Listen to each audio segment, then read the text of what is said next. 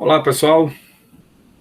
Eu sou o professor André Rabelo, professor de Física do Instituto Federal de Sergipe, do campus São Cristóvão. E estaremos aqui num projeto de ensino que pretende abordar o tema da sustentabilidade ligado aí à segunda lei da termodinâmica. Segunda lei da termodinâmica que brotou, né, na física, apareceu na física, a partir do estudo das máquinas térmicas, daí a imagem aí representada na abertura da minha apresentação, né? Ao mesmo tempo, a natureza ao redor, que remete o tema da sustentabilidade sempre está relacionado aí com os recursos da natureza, né? Em conseguir garantir, né, para as gerações futuras a mesma quantidade de recursos, né? A mesma qualidade também, e assim por diante. Então vamos nós. Aqui uma breve introdução. Temas como meio ambiente, impactos ambientais, aquecimento global são comuns nos debates e discussões entre estudantes e também fora do ambiente escolar. Ótimo que o tema esteja sendo debatido. Há uma preocupação aqui, entretanto, com relação aos argumentos utilizados em tais debates, às vezes muito acalorados, né? Alguns debates parecem meramente defesa de pontos de vista de pessoas em detrimento a dados acatados pela comunidade científica e alicerçados nas teorias científicas vigentes.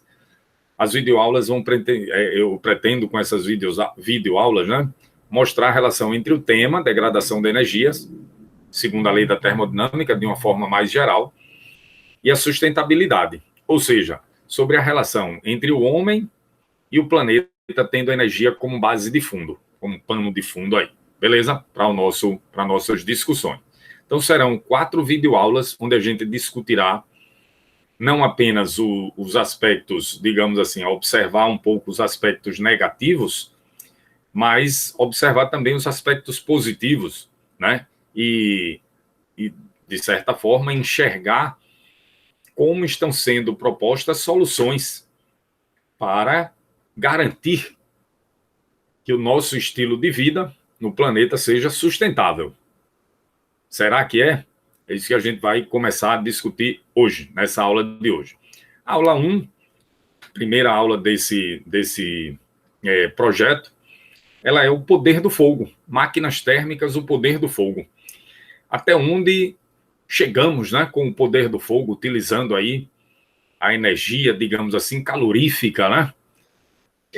De longo tempo, né, pessoal, que o ser humano utiliza aí uma bonita locomotiva a vapor, né, poderosa pela quantidade ali de fumaça sendo jogada para fora a cada instante. Começo com uma citação importante, ó. A teoria que causa maior impacto é aquela de maior simplicidade de premissas. Aquela que relaciona diferentes espécies de fenômenos e que tem a maior faixa de aplicação possível. Daí a profunda impressão que a termodinâmica me causou é a única teoria em física de conteúdo universal. A única teoria em física, veja como isso é pesado, né? Isso é forte, né? De conteúdo universal. Quem disse isso? O velejador Albert Einstein. Nas suas horas vagas, né? Um dos hobbies prediletos dele era velejar. Beleza, pessoal? Eu trouxe essa citação do Einstein aí porque mostra o quanto a termodinâmica ela digamos assim, tem credibilidade. Porque as leis da termodinâmica, elas não têm, digamos assim, um limite de aplicação. Só vale ali no mundo macroscópico, né? Baixas velocidades, altas velocidades. Não, ela tem o campo dela é ilimitado praticamente. Você pode usar a termodinâmica, porque a termodinâmica trata essencialmente da energia. A energia deixa de se conservar no mundo microscópico? Não. No mundo macroscópico, em altas velocidades, matéria é energia? Não. Então, as leis da termodinâmica, segundo Einstein, ele não viu, digamos assim, barreiras, limites para elas. Tranquilo? Então, é nesse sentido aí que é uma ferramenta poderosa, né, a termodinâmica. Vamos nós, olha. Há muito tempo, né? Há muito tempo que o homem utiliza o fogo. E esse aspecto é bem bacana, porque a primeira espécie, digamos, que começou a utilizar o fogo, né? E foi se destacando em relação às demais espécies de seres vivos, de mamíferos, bom, as espécies vivas do planeta. Em torno do fogo, aí você cozinhava, você conseguia espantar algumas feras, né? Se proteger também, você conseguia se proteger do frio, cozinhar os alimentos, iluminação à noite, então seu dia acabava sendo um pouco maior, né? Em torno da fogueira ali, conversas, planejar o dia seguinte e assim por diante. A espécie humana vai se diferenciando bastante, né, das outras, tranquilo? Aí uma poderosa locomotiva a vapor, aí as indústrias que são criadas na época da Revolução Industrial, essa foto, né? E a Revolução Industrial, uma das coisas que possibilitou a Revolução Industrial foi o desenvolvimento tecnológico, né? Da Inglaterra, ali, França, Europa Ocidental, né? Principalmente ali no início, os principais países da Revolução Industrial. Então você tem o fogo por trás disso, né? As máquinas utilizadas aí eram máquinas térmicas.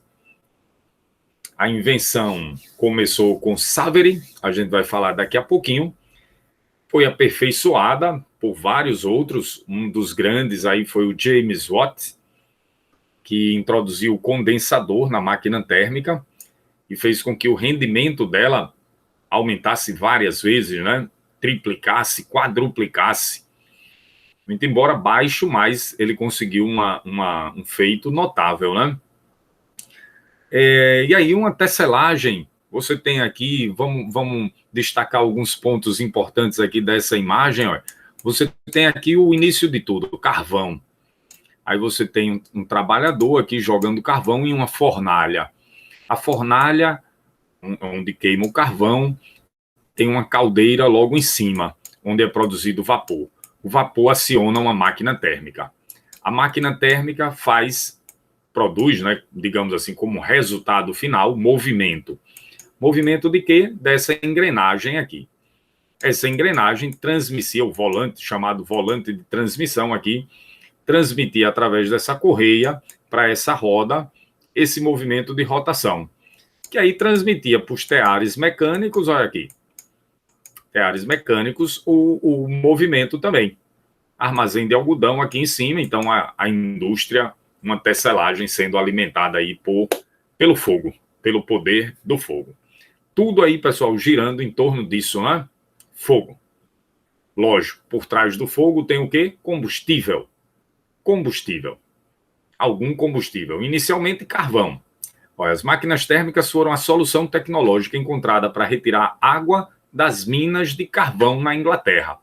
Thomas Savery, em 1698, foi o engenheiro responsável pela criação, uso. Outros inventores, pessoal, já tinham construído mecanismos muito parecidos, mas o Savery foi quem patenteou esse mecanismo. Aí uma imagem da máquina de Savery, e aqui outra. Do estudo dessas máquinas foi possível perceber ou conceber a degradação da energia.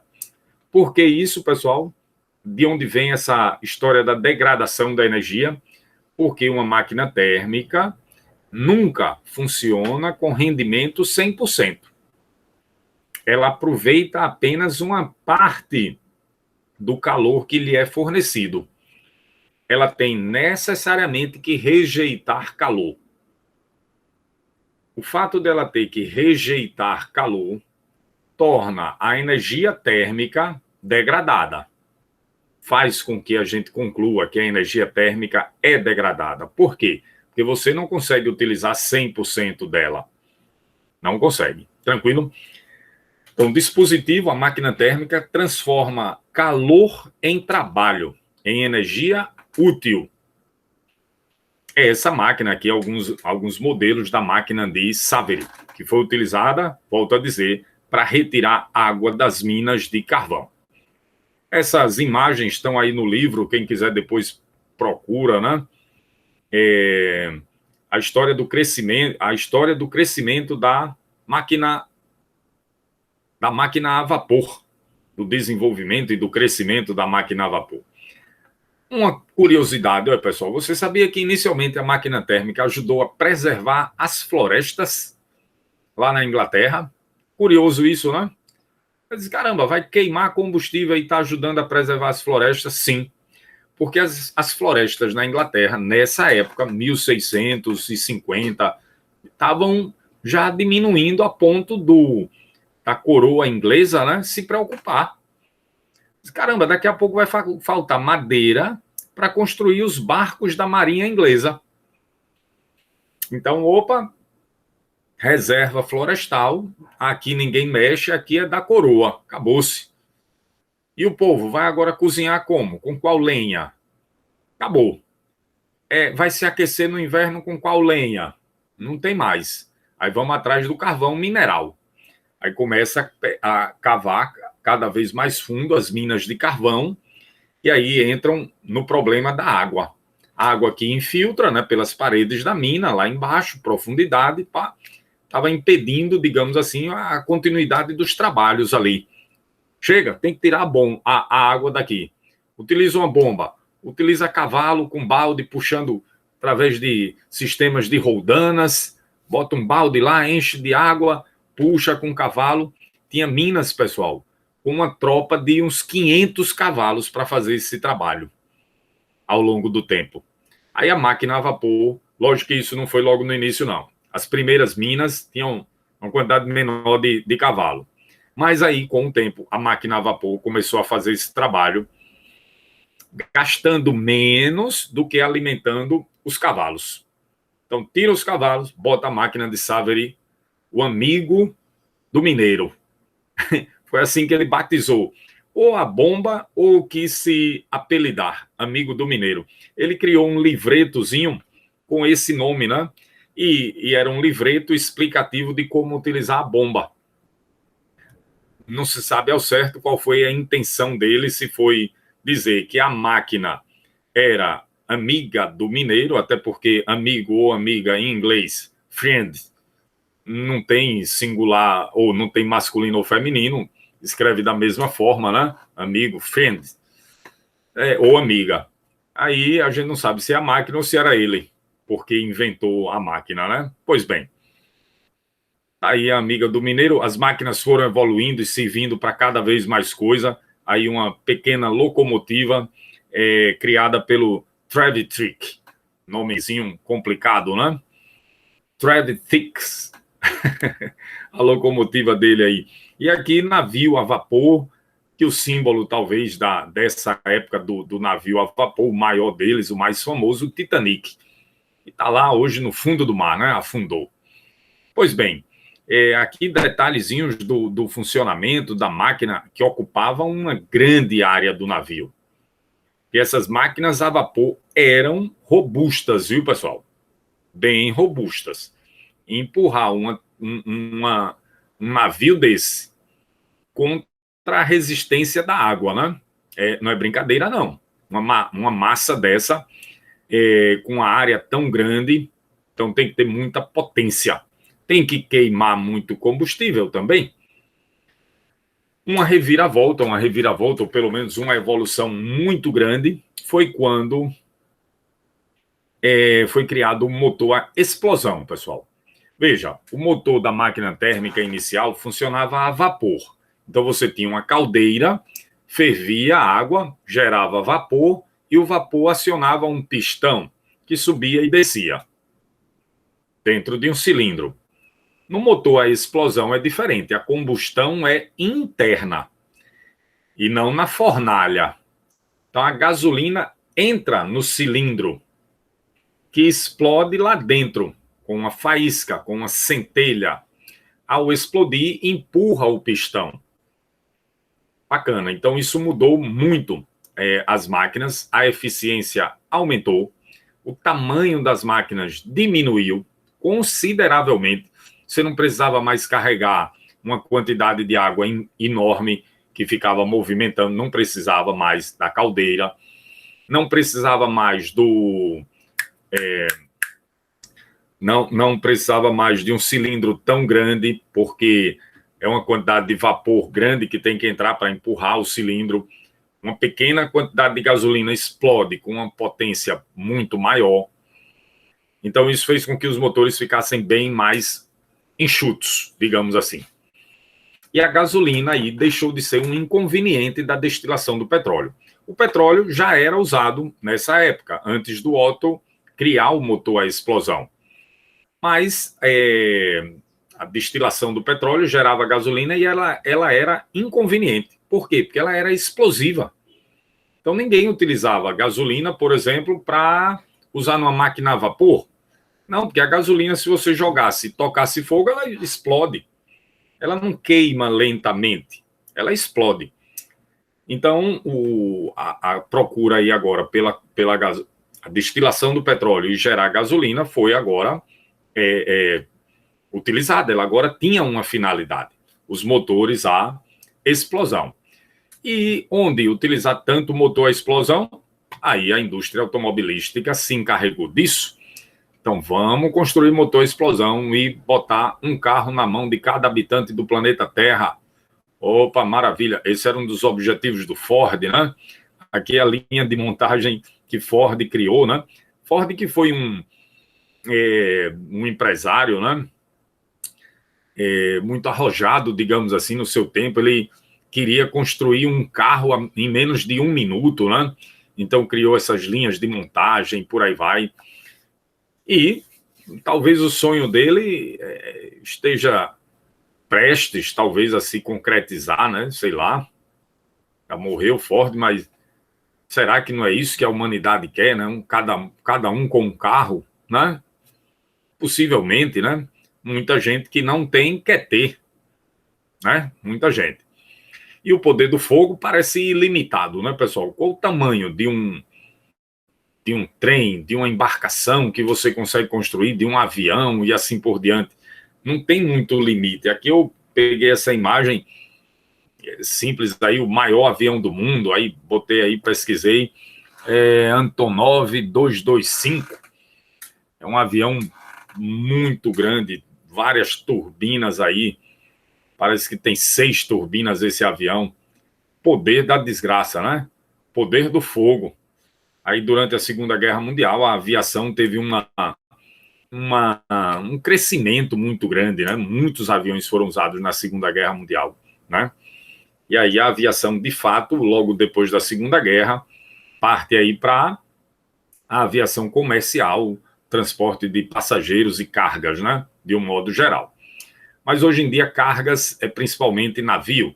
Aqui a gente tem, pessoal, um quadrozinho mostrando a evolução das máquinas mecânicas, com muitos valores aí de potência. Você tem, por exemplo, um homem 40 watts. Trabalhador, né, pessoal? Um trabalhador braçal, durante um dia, você pegando 8 horas de trabalho, talvez essa seja uma potência média que ele consiga desenvolver ali durante o dia. Alguém pode dizer, oxente, mas eu consigo dar uma carreira, rapaz, e utilizar uma potência muito maior do que essa? Consegue, lógico. Mas por quanto tempo? Por 8 horas? Não. Por 8 horas não consegue, não. Viu? Consegue, num curto intervalo de tempo, utilizar uma potência bem maior. 400 watts, tranquilamente. 1000 watts, não sei se tem alguma atividade humana, alguma atividade física que chegue a essa potência, não sei. Mas por pouco tempo até poderia ser, mas não muito tempo. 1 minuto com 1000 watts de potência, muito provavelmente uma pessoa não consegue, não. Não sei, estou aqui apenas chutando, né? Talvez algumas modalidades esportivas aí possa ser que chegue, né? Pessoas bem grandes, né? Sei lá. Atletismo, Usain Bolt, por exemplo. Se bem que a corrida dele é 10 segundos, né? Que 10? 10 eu tô xingando o cara, né? 9 segundos e quanto? 9,5.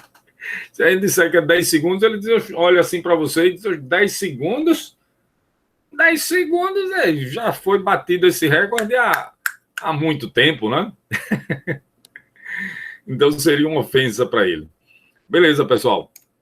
Um cavalo, olha, é isso exatamente a potência, um cavalo vapor, né, 746 watts, e era aproximadamente a potência dos cavalos que operavam nas minas. Aí eles comparavam as máquinas a vapor da época com um cavalo, daí surgiu a unidade cavalo-vapor. Então as primeiras bombas a vapor do Savery tinham mais ou menos um cavalo de potência. Quando a gente compara com uma Ferrari como essa aqui, ó, 370 cavalos, eu fiz essa conta, 370 cavalos, vamos lá. 370, aliás, 370 mil watts dividido por 746 watts por cavalo vai dar 495 cavalos de potência essa Ferrari tem. Quase 500 cavalos de potência. Não é brincadeira, não. Não é uma Ferrarizinha qualquer, não. Potente. Tranquilo? Aí você vem aqui para uma máquina naval do ano de 1900, máquina a vapor. Época mais ou menos ali do Titanic, ó, 6 milhões de watts a potência. 6 megawatts de potência. Imagine quantas toneladas de carvão o Titanic não teve que levar, né, para atravessar o Atlântico ali. E por aí vai, pessoal. Isso aqui mostra a quantidade de navios que tem no oceano nesse instante, em tempo real. Então, se você olhar o trânsito de navios, lógico, pessoal, cada navio não é desse tamanho, não, viu? Pelo amor de Deus. Mas conte quantos pontinhos verdes aqui, né, tem. Vai ser a quantidade de navios de um determinado tipo. Vermelho. Aí digamos que o vermelho sejam os petroleiros. Não sei. Mas estariam aí essa quantidade todas em todos os instantes, todos os dias do ano. Tem essa quantidade de navios nos oceanos, navegando o tempo todo, transportando mercadoria, passageiros e por aí vai. Tem essa quantidade de grandes embarcações. Não são barquinhos, não. Grandes embarcações. Quantos litros de combustível estão queimando de diesel? Um bocado. De óleo, né? Um bocado. Aqui os aviões. Quantos aviões estão na Europa nesse instante? Olha aqui a quantidade. Conte aí. Na Europa, na América do Norte, aqui, ó, atravessando o Pacífico também. Por aí vai, aqui no Brasília, Sudeste, Rio, São Paulo, olha, quantos? Você vai para Argentina, aqui tem outra quantidade, África do Sul, Índia, por aqui, né? E assim por diante. Aqui você vai ter a Ásia, o Japão, tigres asiáticos por aqui. Pessoal, muita aeronave voando também. Isso é em tempo real. Todos os segundos, todos os dias do ano tem mais ou menos essa quantidade. Tem uma aeronave pousando, sim, mas tem outra decolando em outro canto do mundo. Isso é em tempo real, quantidade de naves, de aeronaves em voo. Quantos trens? Não encontrei, mas deve ter muitos também. Quantos carros? Difícil dizer, né? Mas são muitos, milhões, bilhões de carros, bilhões não. Talvez, não sei, mais que milhões, né? Com milhões de certeza, a todo instante, né? Porque, mas de noite o pessoal, sim, mas é noite em uma parte da Terra, é dia em outra, né? Não tem jeito. Se andam mais durante o dia, lógico. Alguém poderia dizer, sim, mas tem carros que são elétricos. Mas de onde vem a eletricidade no mundo? Boa parte dela, a maior parte dela, de centrais termoelétricas. Termoelétricas, ou seja, você queima combustível para gerar eletricidade.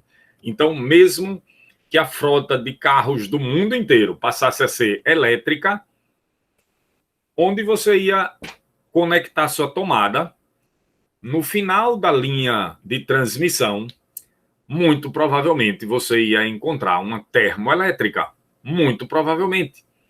Porque hoje em dia não tem como você produzir tanta eletricidade sem ser com essa fonte de energia. Não tem. E é tanto que quando pensam em construir, ainda hoje, usinas geradoras de eletricidade, por que não as renováveis? Por que não apenas as renováveis? Eólica, hidroelétrica, lógico que as hidroelétricas difícil continuar construindo, né? Solar térmica, por que não? Maré. Algumas são, a viabilidade econômica não é tão grande, sei disso. Mas a eólica, por exemplo, tem se mostrado muito, né, o crescimento delas tem demonstrado que elas estão sendo uma opção viável, beleza? Mas, ao mesmo tempo, ainda constroem muitas termoelétricas no mundo todo, certo? Esse mapa mostra isso, porque energia térmica gerando eletricidade, termoelétricas. O Brasil não está tão clarinho, não. Ó. Brasil, que produz tanta energia com hidroelétricas, está aqui produzindo. Esse rosinha mais claro, até 409, aqui é em milhões de quilowatts-hora. Está meio ruinzinho de enxergar, né? Milhões de quilowatts-hora. Então, aqui seria milhões, bilhões, olha, 409 bilhões de quilowatts-hora gerado com termoelétrica. Até isso, né? Digamos, né? É de 96 mil, salvo engano, a 409 bilhões. Campeão de todos, pessoal, a China. A China queima para gerar eletricidade essa quantidade aqui, ó, 4 trilhões de quilowatts-hora na China de energia elétrica vem de termoelétricas, queimando essencialmente o quê? Carvão. Essencialmente e principalmente carvão na China. Para manter o mundo aceso, né, de certa forma, não todo o mundo, né, mas boa parte dele, você vê aqui Brasil, região sudeste mais iluminada, nordeste também, né? O litoral, principalmente, né? Aqui a região de Buenos Aires, Argentina, América do Norte, Canadá, Estados Unidos, México também, costa oeste dos Estados Unidos, onde fica a Califórnia, por aqui. Vamos lá, Europa, opa, Inglaterra, Japão, muito claro também, né? Muito iluminado, a ilha toda praticamente, Coreia do Sul, os tigres asiáticos aqui ó, também, Índia, muita, né? Muita energia elétrica. Essa foto é uma montagem, né, pessoal? A estação espacial passando sobre o planeta Terra fotografa cada região à noite, quando encontra o céu limpo. Pá, tira fotos. E depois fizeram uma montagem. É lógico que o planeta todo não vai ficar de noite no mesmo instante. Enquanto uma parte, né, aqui no Japão é dia, por exemplo, aqui no Brasil é noite, tranquilo? Né? Então, não é bem assim. Então, isso é uma montagem, mas dá noção para a gente de que o consumo de energia no mundo não é bem distribuído. Olha a África. Boa parte, tudo bem, tem um grande deserto aqui, mas você vê boa parte da África com muito pouca iluminação, né? Aqui uma boa parte da China também. Se não me engano, aqui é uma região que tem desertos, né? A Austrália também, o deserto australiano bem grande, e por aí vai. Ou seja, não são todas as regiões que consomem a mesma quantidade de energia. Aqui é uma cidade dos Estados Unidos, Los Angeles, mostra muito bem essa desigualdade, de certa forma, né? Ali tão iluminada, em outras regiões tão pouco. Todos os dias do ano, todas as noites, tanta luz e por aí vai. De onde vem essa energia? Principalmente dos combustíveis fósseis. Olha aqui, carvão, petróleo e gás natural. Poder do fogo. Poder do fogo gerando eletricidade. Aqui, pessoal, olha, a energia total, o suprimento de energia, o fornecimento de energia primária, né, por combustível. O total aqui, no caso, né? Não só para a eletricidade. Então, você tem a matriz energética do mundo em 1971 a 2018, isso é bem recente. Ó. Você tem carvão, praticamente não mudou. Petróleo deu uma diminuída, mas gás natural aumentou. Porque a quantidade de petróleo no mundo, ele tem se tornado, não vou dizer escasso, não, mas você começa a aproveitar outras fontes e aí, proporcionalmente, o petróleo diminuiu um pouquinho. Veja que hidroelétricas aumentou um pouquinho, né? Aqui, o laranjinha, que é biocombustível, praticamente se tornou, né, parece que diminuiu, inclusive, um pouquinho, e outras renováveis aparecem aqui com destaque. De 1971 para 2018, as outras fontes renováveis aumentaram em relação, por exemplo, aos biocombustíveis e à hidroelétrica. Tranquilo? Nuclear também aumentou um bocado aqui, né? Nuclear, certo? Vamos nós. Mas o consumo de energia no mundo só aumenta. Aquele gráfico ali, como estava 100%, 100%, não deu para a gente perceber esse detalhe, né? Era 100% em 1971 e agora em 2018. Agora recente. Aqui não, aqui está mostrando o aumento por fontes, aliás, por regiões do planeta, né? Aqui você tem Ásia, não OCDE, e, por exemplo, pega a China também, veja que é quem mais cresceu, principalmente aqui os tigres asiáticos, China, né? O consumo de energia no mundo aumentou muito graças a eles, ó. Aí você tem o azul, que é a OCDE, um grupo de 37 países, salvo engano. São esses 37 que estão mostrados aqui. O Brasil não é membro da OCDE. É a Organização para a Cooperação e Desenvolvimento Econômico. Aí, como tem os protocolos para fazer parte da OCDE e o Brasil não cumpriu, digamos assim, não é membro, certo?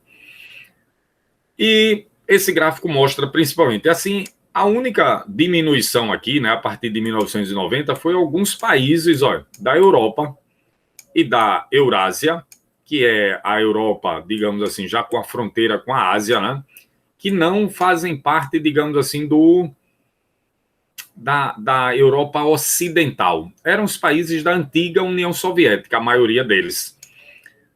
Como a União Soviética, digamos assim, repartia melhor os recursos, né, fornecia recursos para eles, o consumo de energia deles caiu depois da queda da União Soviética, né? Teve essa queda, mas se estabilizou, né? Então, muito provavelmente aí, boa parte do consumo de energia adivinha da estrutura governamental mesmo, exército, né? A União Soviética tinha um exército muito poderoso, então isso consumia por si só bastante energia, com certeza. Mas o que você vê fora esses países é uma tendência sempre de crescimento. Mesmo pequeno para esses aqui, mas há um crescimento em todos eles. Então, a energia total no mundo está aumentando. Esse gráfico mostra isso claramente. Então, você saiu de 1971, em torno de, vamos arredondar para 6 mil, para agora 2015, também recente, perto dos 12 mil, agora mais recentemente mesmo, já está batendo aí os 14 mil. Só que aqui é 14 mil em milhões de toneladas de óleo equivalente. Então, se são 16 mil, aqui seriam milhões, olha, milhões, bilhões. São 16, ou melhor, 14 bilhões de toneladas de óleo equivalente. Eu fiz uma continha aqui, ó. Fiz uma continha para a gente ter a noção disso. Cerca de 2 toneladas de petróleo por habitante. Se são 2, ou se são 14 bilhões de toneladas de óleo equivalente por ano, pega a população do mundo, 7 bilhões de habitantes. Bom, 14 bilhões dividido por 7 bilhões de toneladas, dá 2 toneladas para cada habitante. Então, imagine que na sua casa tenha 5 pessoas, 4 pessoas. Olha, É como se todos os habitantes do planeta queimassem 5,5 kg de petróleo todo dia. Todo dia queimar 5,5 kg. Então, se na sua casa moram 4 pessoas, por exemplo, 4 vezes 5, 20, 22 litros de petróleo para queimar todo dia. Se você pegar, botar numa lata de 22 quilos de petróleo, né? Uma lata daquelas de tinta, por exemplo, e tocar fogo de manhã, sabe quando é que vai acabar essa lata com os 22 quilogramas de petróleo? Sei lá, talvez uma semana depois. Queima assim rápido não, pessoal. Tem que apressar essa queima. Tem que queimar mais rápido. Não tá dando, não bote numa lata não, espalhe. Espalhe na frente de sua casa, toque fogo para conseguir queimar em um dia. Só que seu vizinho vai ter que fazer isso também. E o outro também, e o outro, e assim por diante. Vai incendiar a cidade. É mais ou menos isso que está acontecendo. Só que onde é que queima tanto combustível? Dentro dos automóveis, nas usinas, nos navios, nos aviões e tudo. A gente não vê, dentro dos ônibus e assim por diante.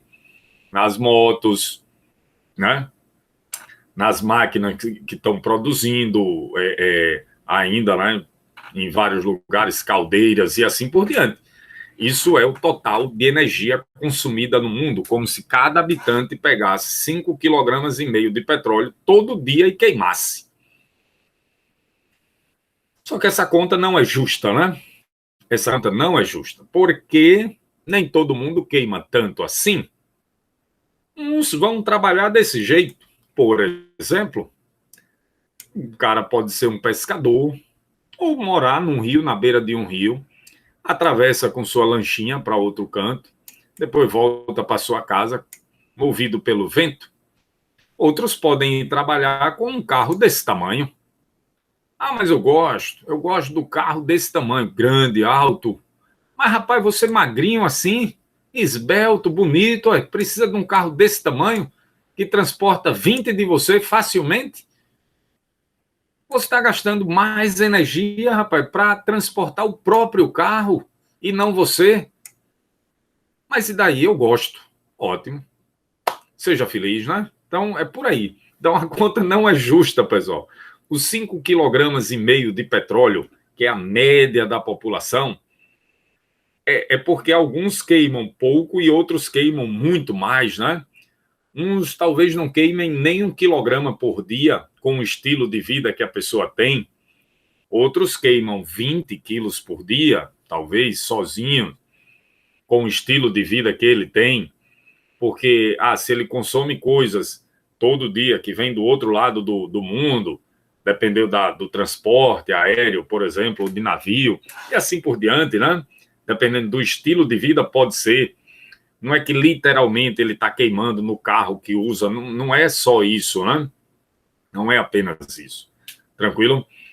Esse é o consumo de energia por habitante ao longo dos anos, desde os proto-humanos até a atualidade, passando aqui pelo início da agricultura primitiva, avançada, industrialização.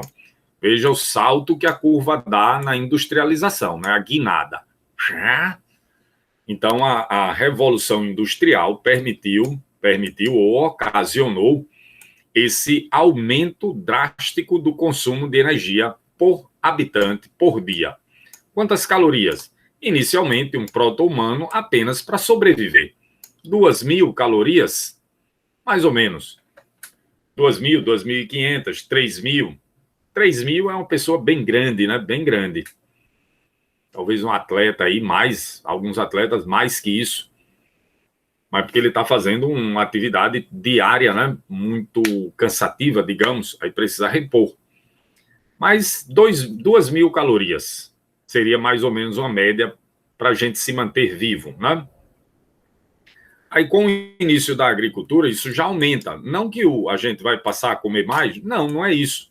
É porque começa a ter excedente de produção.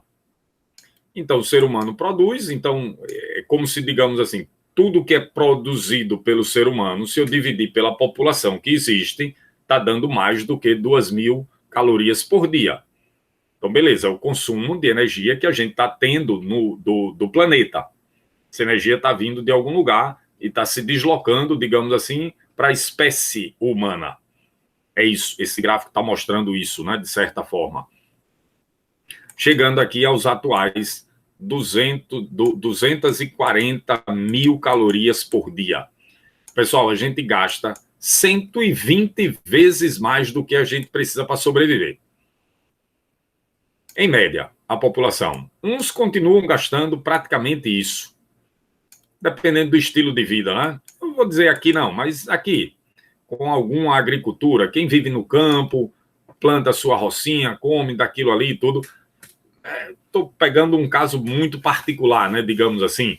Mas tem pessoas ainda que vivem consumindo muito menos, só que outras se responsabilizam pelo muito mais, né? Pelo muito mais. Tranquilo? Isso tem a ver com o que a gente chama hoje de pegada ecológica, né? William Rees e esse Metis criaram esse conceito. Qual é a área em hectares globais, GHA, é o símbolo de hectare global, necessária para suprir a necessidade humana? Então, beleza, uma pessoa que tem um estilo de vida muito simples, o tamanho da pegada ecológica dele é pequeno. É como se a ideia de pegada mesmo, né? A nossa passagem pelo planeta deixa rastros, é a ideia que eles tentaram transmitir com esse termo, né? Pegada ecológica. Então, se eu tenho um estilo de vida muito simples, né? Muito primitivo, digamos, alguns povos ainda vivem desse jeito, índios aqui no Brasil, tribos na África, ainda tem, na Ásia também, ainda tem um estilo de vida muito primitivo, muito básico, né? Coletando coisas da natureza, sem acumular quase nada. Então, a pegada ecológica, pequena. Quantos hectares ele precisa? Poucos, talvez nenhum. Para manter o padrão de vida dele. Outros, bote aí centenas de hectares, tranquilo? É por aí. Então, esse é um conceito importante, porque dá ideia para a gente. Essa história do hectare global é pegar um hectare mesmo, que é 10 mil metros quadrados, né? A área de um hectare. 10 mil metros quadrados, beleza, uma quadra de 100 por 100 metros, com a produtividade média global. Então, quanto se produz em um hectare de terra? Eu consigo produzir tanto. Mas tem regiões do planeta que produzem mais, que a terra é muito melhor. Então, por isso que eles fizeram uma média e chamaram isso de hectare global, certo? Então, é com base nessa média aí também que é feita essa conta. É a pegada ecológica e a biocapacidade. Olha, pessoal, isso é uma relação bem interessante, né? Pegada ecológica da humanidade está sendo mostrada em vermelho. Pegada ecológica da humanidade ao longo dos anos. Veja que a pegada ecológica está maior do que a biocapacidade, que vai diminuindo. Por quê? Porque o mesmo hectare de terra em 1961 produzia mais do que hoje. Alguém poderia dizer por quê? Porque você vai desgastando o solo com a produção. É natural, é um processo natural de desgaste. Isso a gente vai voltar a tratar na segunda lei da termodinâmica, esse aspecto aí. Atentem para esse detalhezinho. Então, a biocapacidade vai diminuindo, com o passar do tempo, né? Em 2012 ela está menor, um hectare de terra hoje, em média, consegue produzir menos. Aí alguém poderia dizer assim, mas com os fertilizantes e não sei o que. Calma. Chegaremos a esse aspecto, né? Analisaremos isso também. Você pode melhorar, mas isso tem um limite e a tendência é esgotamento também, né?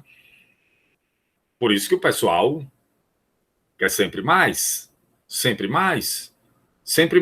terra, né? Não é à toa, não. Né? Aí vem aqui para cima, aí aqui é a pegada ecológica. Então, estamos em déficit, né? A gente está com uma pegada ecológica maior, do que a biocapacidade do planeta. Aí como é que isso está se sustentando? Temos reservas, pessoal. Temos reservas. Não esqueçam que a gente está usando reservas acumuladas aí em milhões de anos, né, de matéria orgânica que foi soterrada e gerou os combustíveis fósseis. Mas eles são eternos? Opa, essa é uma preocupação, né? Olha aí, outro detalhe, né? A maioria dos produtores, olha, de alimentos que chegam às mesas das pessoas produzem desse jeito. É desse jeito que a galera produz frutas que chegam na nossa mesa, a macaxeira, inhame e assim por diante. Agora, quem produz para exportação? Produz assim. Quem tem maior pegada ecológica? Opa, é o sujeitinho aqui? É o seu João? Não é não. Pegada ecológica dele nesse estilo de produção, pequena. E nesse estilo de produção? Grande pegada ecológica. É maquinário que você utiliza, é fertilizante, é tratores, plantadeiras, colheitadeiras, olha, fertilizantes defensivos agrícolas. É a agricultura com base no petróleo. Base no petróleo. Explora o petróleo, tira de lá do oceano, nesse caso aí, ou de lá do subsolo, dos reservatórios, né? O petróleo que vai produzir fertilizantes e vai produzir também defensivos agrícolas. Aqui está como inseticida, mas no caso da agricultura, os defensivos agrícolas. Beleza? Então, é extremamente baseada no petróleo essa grande agricultura, né? O agronegócio que a gente cita aí, certo? Petrobras, aqui é uma propaganda exatamente do site da Petrobras que eu retirei, ó, mostrando a produção dos fertilizantes, né? Que é derivado também do petróleo, do gás natural, predominantemente a ureia. E os defensivos que vêm da petroquímica, né, de certa forma, né?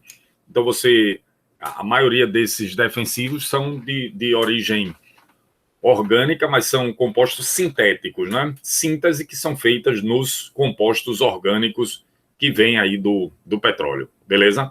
Aqui é uma notícia extremamente recente, 2020, defensivos. Área tratada no Brasil cresce nesse ritmo, 7% ao ano. Tratada com defensivos. Cada vez mais, né?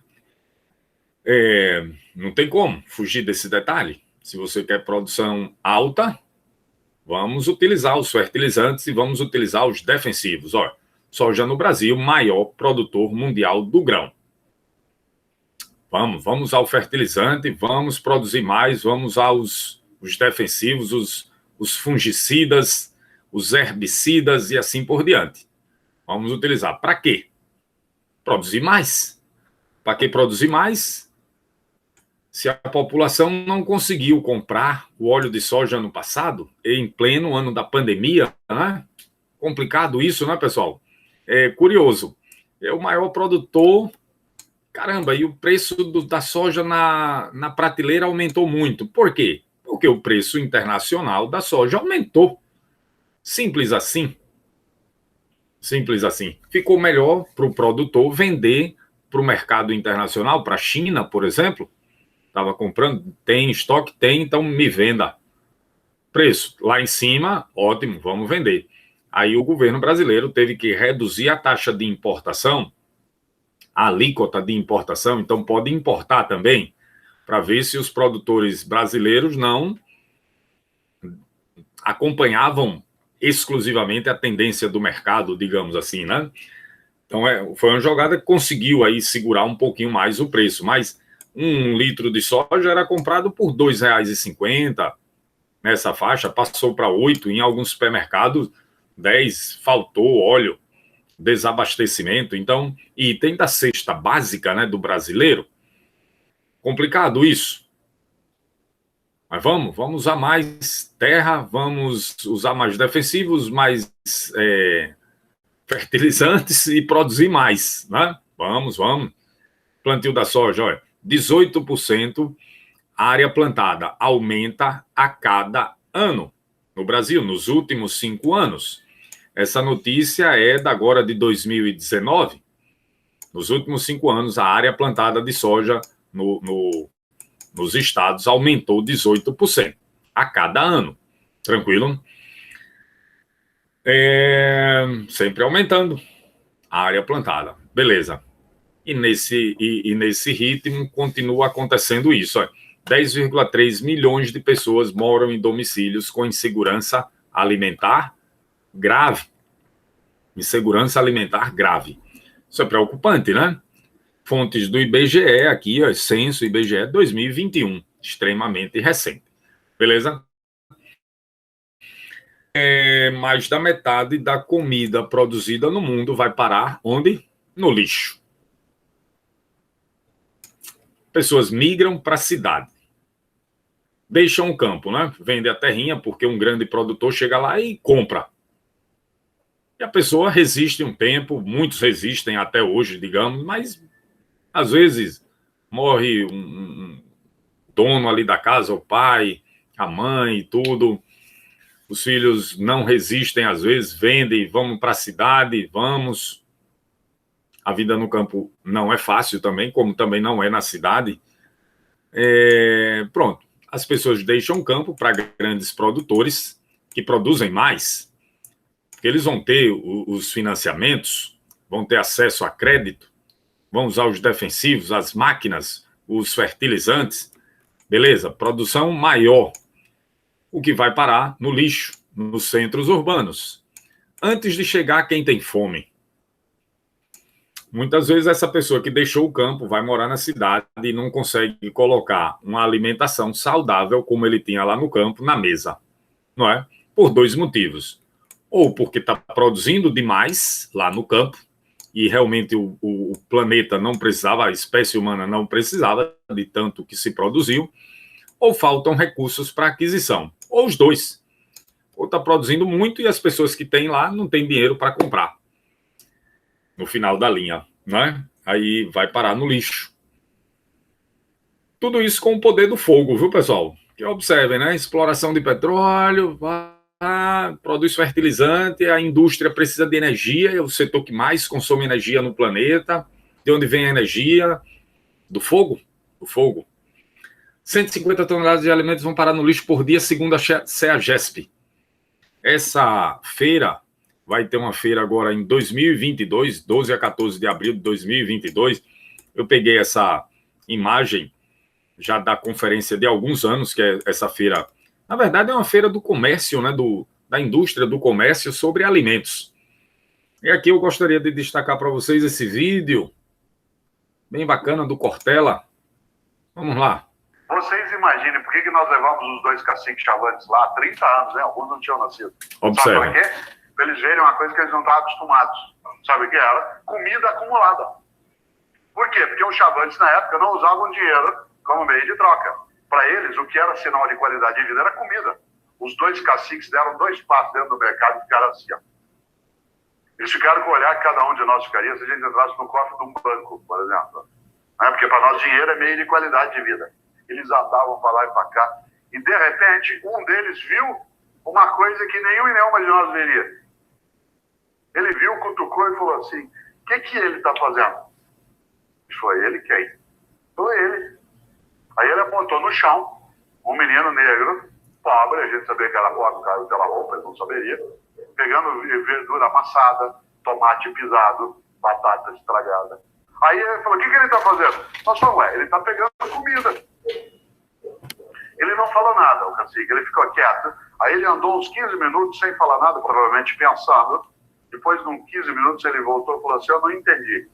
Por que ele está pegando essa comida estragada aqui no chão se tem essa pilha aqui de comida boa?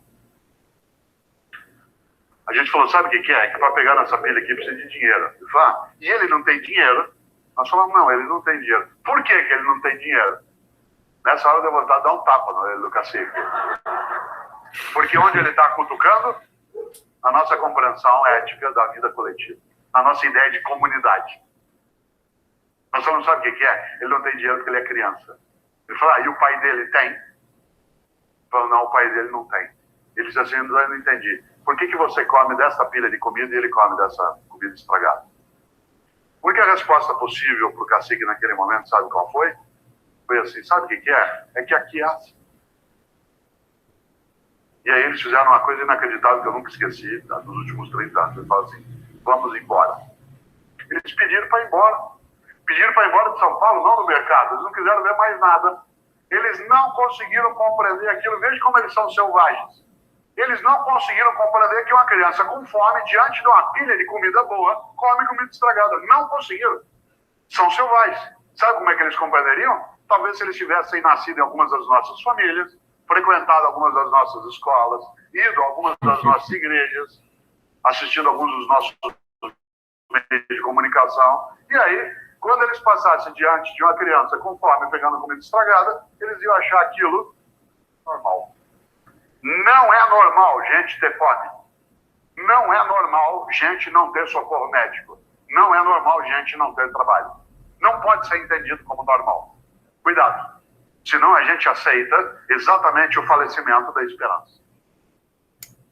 Muito, muito bacana, né? Porque isso mostra claramente, né, algo que a gente está discutindo aí, né, pessoal? Nessa apresentação. A gente consegue produzir, muitas vezes sob a justificativa, né, de que, falando aí especificamente da agricultura, né, vamos produzir mais, precisamos de mais terra. Para quê? Para alimentar a população do mundo? Será que é isso mesmo? Será que é para alimentar a população do mundo? Não é, né? Mais do que metade da comida produzida no mundo vai para o lixo. Não é para alimentar simplesmente, né, a população do mundo. Então, é uma desculpa que não pode ser dada mais, né, pessoal? A gente não pode aceitar isso como desculpa. Preciso de mais terra, né? Para que essa reserva aí? Vamos plantar mais. Vem cá, para que você está querendo plantar mais? Para encher meu bolso. Muito bem. Basicamente, né, pessoal? Poderia ser essa a resposta que alguns dessem, outros não. Nessa imagem, pessoal, é possível observar o lixo também, produzido pelas árvores que sujam o solo da mata. Estão vendo quanto lixo aqui no solo da mata? Incrível, né, pessoal? Lógico que é uma brincadeira. A frase aqui em cima, né? A gente está vendo na floresta o solo da floresta. É assim. Mas tem um monte de folha, né? Sim, que vai ser... tem os seres decompositores ali, frutos que caem, que outros seres se alimentam deles e assim por diante. Tudo sendo reciclado, né, pessoal? Tudo sendo reciclado. Talvez o único sujo é se a gente percebesse aquela pessoa que vem caminhando ali, se tiver alguma coisa perto dela, deixou um papelzinho de bala ali, talvez, não sei, né? Pode ser não, uma pessoa educada que não faça isso também. Tranquilo? Mas veja, o que eu quis mostrar é que na natureza intacta, de certa forma, não tem lixo. Não tem lixo. O ser humano passou a produzir com o poder do fogo muito mais do que necessita para viver. Muito mais. Não é pouco, não. E isso vai parar onde? Vai parar necessariamente nos lixos e assim por diante. Né? Nos lixões, nos oceanos, nos rios, lagos, e assim na atmosfera, e assim por diante. Pesca, né? Quantas toneladas de peixe, né, não vão pro... Às vezes no próprio barco, né, o pessoal pesca, mas várias espécies ali não sobrevivem, né, morrem enganchada nas redes de pesca e assim por diante, e são espécies que não são aproveitadas, jogam fora, né? Já mortas, muitas vezes, né? Mas como é que eles conseguem pegar tanto peixe assim, né? Pessoal, com o poder do fogo, com os barcos, você consegue muitas vezes, aí com sonar, localizar os grandes cardumes, e com o poder do barco, tanto o poder de arrasto, né, da rede, às vezes pegar cardumes inteiros, né? Muito, muito grandes esses cardumes, né?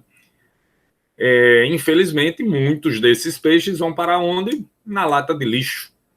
A lata de lixo, olha.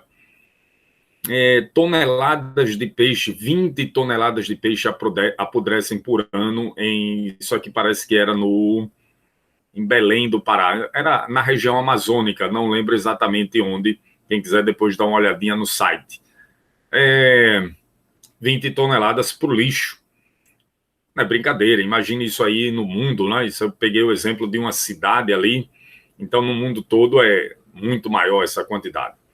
Somos a única espécie do planeta que produz lixo, pessoal. A única. Se alguma outra espécie produz lixo é porque convive conosco. Exemplo, um cachorrinho que saiu, né, da calçada de manhã, você deixou o portão aberto, seu cachorro saiu, foi lá na calçada do vizinho e fez lá uma caquinha. Opa! Para a vizinha pode ser lixo aquilo, né? Caramba, sujeira, lixo e assim por diante. Por que o animal fez? Só porque convive conosco. Um animal selvagem na mata, se ele faz a mesma coisa, ninguém interpreta aquilo como lixo. Somos a única espécie que produz lixo. E aí tem a população do mundo, né? Em milhões, o crescimento da população humana por região, né? África e Ásia, aí, os dois maiores, né, o verde e o amarelo ali, se destacando, né? De 1950, aí ele faz uma projeção até 2010, 2015, 2020, e aí vai passando, ó. A África, veja como cresce as projeções aí, né? Alguém tem dúvida de que a quantidade de lixo no planeta continuará aumentando? Alguém tem dúvida? Se a população, o ser humano é o único que produz lixo, e a população humana vai aumentar desse jeito, aumentando em praticamente todos os continentes. Aí depois uma projeção é que na África diminua e na África, ou na Ásia diminua e na África aumente. Mas a população continua, né, crescendo, né?